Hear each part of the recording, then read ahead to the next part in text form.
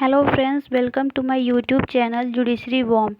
So friends, today I will be dealing with the brief history of the POCSO Act 2012. So friends, first of all we will see that India was the signatory of the United Nations Convention on the Rights of the Child, which was adopted by the United Nations in 1989. Then the offences against children were not redressed by way of any legislation in India till the year of 2012. So friends, India as a signatory होने के बाद भी 2012 तक India में कोई भी ऐसा single legislation नहीं था जो कि चाइल्ड को पूरी तरह से सेक्सुअल ऑफेंसेस से प्रोटेक्ट कर सके. So before POCSO Act 2012, the sole legislation in India that aimed at protecting the rights of a child was the Goa's Children Act 2003 and Rules 2004.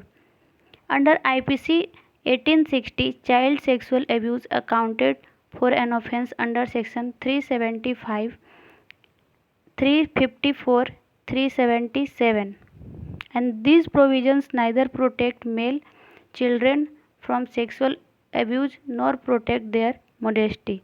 So friends, हम लोग यहाँ देखेंगे कि जो पोक्सो एक्ट है उसके पीछे का जो जूरिस्प्रूडेंस क्या है.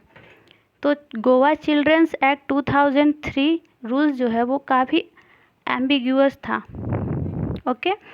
सो और जो आईपीसी के अंडर जो भी सेक्सुअल अब्यूज़ को कैटेगराइज किया गया था और अंडर सेक्शन 375 और 354 और 377 में, इसमें 375 में तो जो है वो रेप है एंड 354 में सेक्सुअल हरासमेंट से रिलेटेड केसेस है.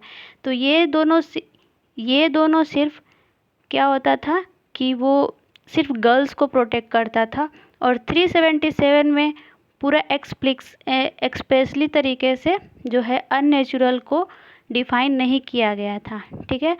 तो so this provisions neither protect male children from sexual abuse nor protect their modesty. तो यहाँ पे है कि मोडेस्टी किसी भी मेल चिल्ड्रन के मोडेस्टी को प्रोटेक्ट नहीं करता था. तो ये सारे जो भी पहले के लॉज थे वो फेल हो गए चिल्ड्रन को प्रोटेक्ट करने में against the sexual offences. Okay. So next we will be dealing with the brief about the POCSO act 2012. So first of all हम लोग देखेंगे कि इसका इनैक्टेड डेट जो है वो June 19, 2012, enforcement date November 14, 2012 and amendment date August 5, 2019. So friends,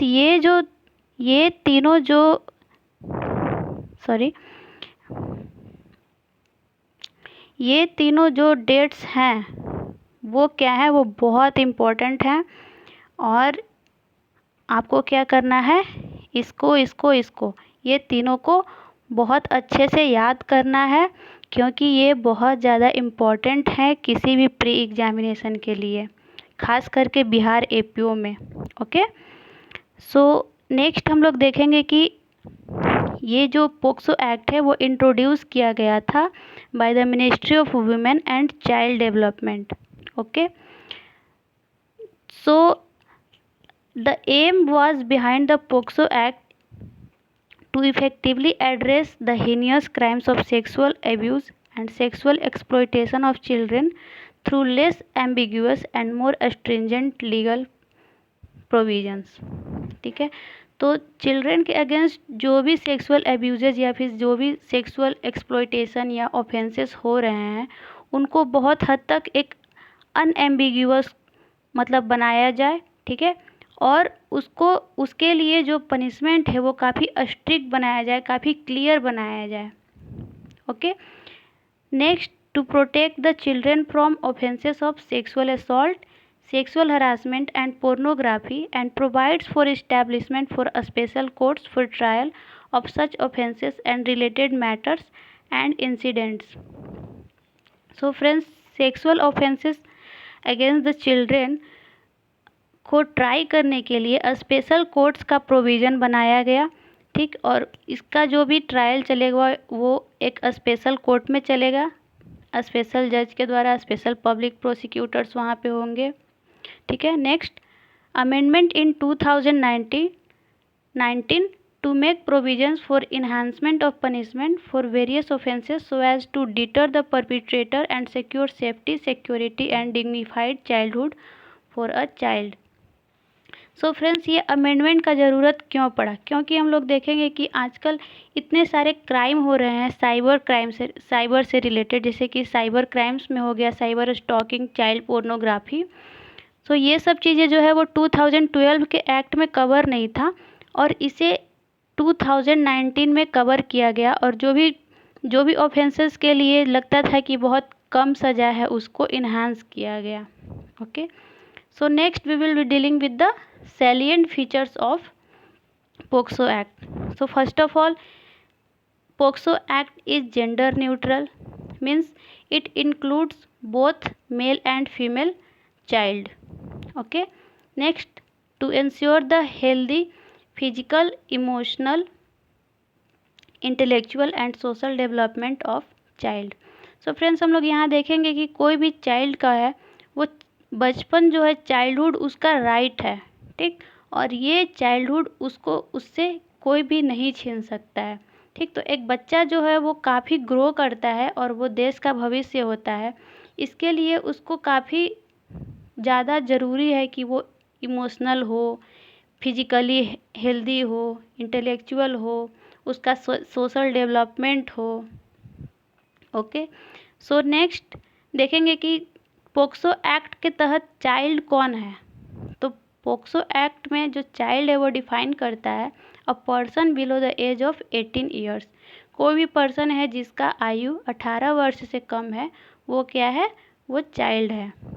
next, protection of children by the state is guaranteed to Indian citizens by an expansive reading of Article 21 of the Constitution of India।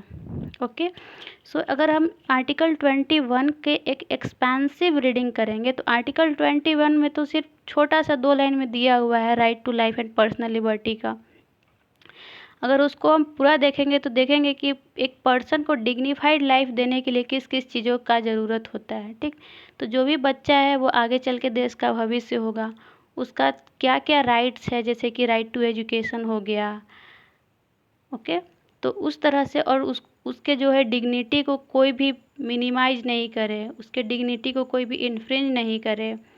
तो ये सब चीज़ों को protect करने के लिए जो भी आर्टिकल 21 में गारंटीड है उसको प्रोटेक्ट करने के लिए पोक्सो एक्ट को इनैक्ट किया गया, ठीक है।